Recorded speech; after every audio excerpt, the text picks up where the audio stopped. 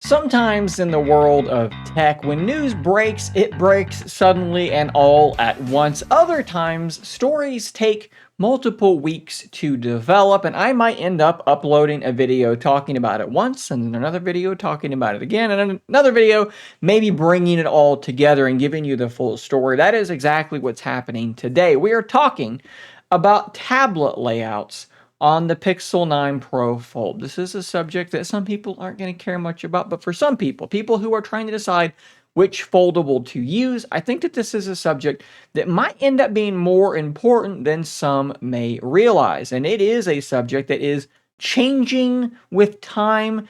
I'm going to try to kind of bring you guys up to speed on what Google is doing, what I like about it, and what I don't like about it.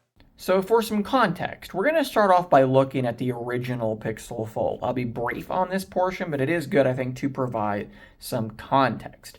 On this device, a whole bunch of different applications will show their tablet layout. What do I mean? Well, let's fire up YouTube Music and I'll show you exactly what I'm referring to. If I begin playing a song, what you'll see is the track on the left and then up next or lyrics related, whatever it might be, on the right side of the screen. You're getting this full tablet layout. If I rotate the device, what you see is the phone layout simply stretched out. As you can see, applications like YouTube show this tablet layout, and I think that it works really quite well on this particular aspect ratio. You have a decent amount of space over there to the right to see your description, your transcript, whatever it might be. And then if you want to full screen it, you can full screen it quite easily. But on the Pixel 9 Pro Fold, a lot is different. As you can see, we have a completely different aspect ratio for the Pixel 9 Pro Fold. It is basically a square, whereas the original Pixel Fold was much shorter and about the same in terms of overall width, but it basically was a tablet. It was wider than it is tall. This is taller than it is wide. So when the Pixel 9 Pro Fold was first coming out, before we had our hands on it, I was very curious to see how it would handle some of these Google applications that do give you the tablet layout on the original Pixel Fold. I really enjoy that tablet layout. I actually was told by, let's just say, an anonymous source before the device released that we were going to get a lot of those layouts, and then of course when the device came out, we got it in our hands. Yes, indeed. Most of those things were there. I think Gmail was the only app that did not give you that tablet layout. Now, I will say before I get 10 comments about this, if you rotate the device, you will get the tablet layout even in Gmail.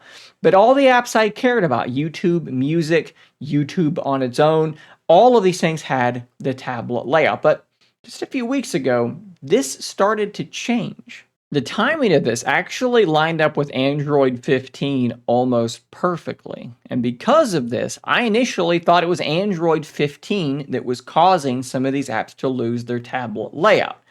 But then later on, I discovered that through some commenters. I don't remember exactly who said it first, but I had some people comment and say there was an app update with these apps around that same time. I went in and I rolled the updates back, and lo and behold, I regained my tablet layout. So this was an update that Google was pushing out. The first one that we'll look at, we'll just jump into YouTube Music, and I'll open up a track, and you can see it is the phone layout stretched out. Now again, before I get 47 comments about this, if I rotate the device, I'm going to get that tablet layout. It's being cut off in my capture just a little bit because it changes the aspect ratio, but it used to give you that layout even in this orientation, and that's actually something that I'm really, really missing. I could just roll back an update or two and keep it and turn off auto updates, but eventually you're going to run into problems there. Now, I actually wondered, is this a bug? Is this an error in this update? And maybe subsequent updates are going to fix it?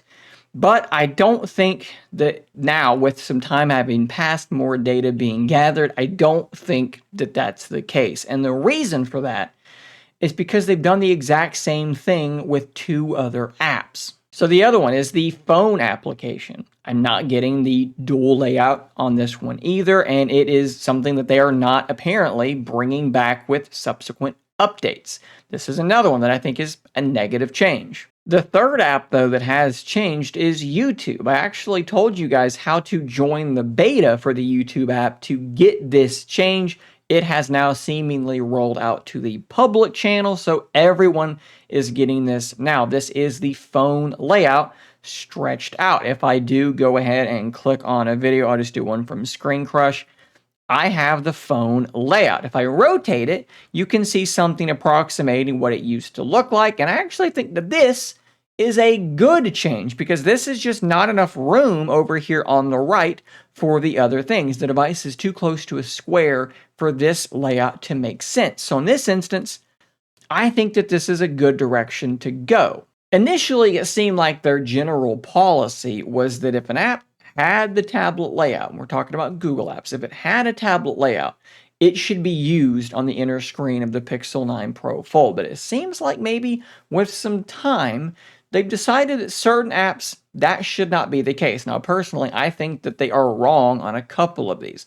I think that they're right about YouTube. I think that they're wrong about the phone app. They're wrong about YouTube Music. I would love to have those layouts come back. Interestingly enough, though, at least at time of recording, several other applications are still fine. I use Google Keep all the time, and we do still have the dual panel layout here, and I think that it works really well. The Play Store still does give a dual panel layout as well. Again, I think that that makes sense. So it seems to me that they're just trying to kind of tweak this a little bit. They're saying some apps are fine, some apps are not. They're trying to refine the overall experience because with a screen of this size and all these different applications, one blanket policy doesn't actually make sense. It just is also true that I think that they're making some bad decisions with this. I will say that as someone who uses a lot of Google apps and as someone who does generally tend to prefer the tablet layouts, we are in a better place than a lot of these other foldables are. This is the OnePlus Open, and that's Google Keep. We don't have that tablet layout unless we rotate the device. And I do think that that is a little bit annoying. So on that front, I do think that the Pixel 9 Pro Fold is still in a better place. It can be a good thing that they're trying to sort of pick and choose what makes sense for this device. I just hope that they do take feedback on these sorts of things because I desperately want my dual panel layout back in YouTube Music. And I know that I could just rotate it, but it's in a holder in my car. I don't want to rotate it in my holder. Just put it back the way that it was. So guys, that's where we are right now. This is a situation that's probably going to continue to be in flux. There's no telling what applications are going to change or perhaps even change back at some point. But I do want to hear from you guys down below. What do you think about these changes? I think most of you will approve of the YouTube change, but I would bet that a lot of you probably aren't a big fan of the YouTube Music and the phone application changes, but I'd love to hear down below. Maybe I'm wrong about that. Let's give some feedback, and maybe we can even give some feedback directly to Google. I'm not sure how much good it will do, but if you go into your settings, about phone, scroll all the way down to send feedback about this device, you are actually able to send feedback. So maybe that'll be something that will be useful. Probably not, but who knows, maybe. You could also try leaving reviews in the Google Play Store. That might also have a similar effect. At any rate, though, guys, thanks for watching. Subscribe for more content like this, and until next time, stay nerdy, my friends.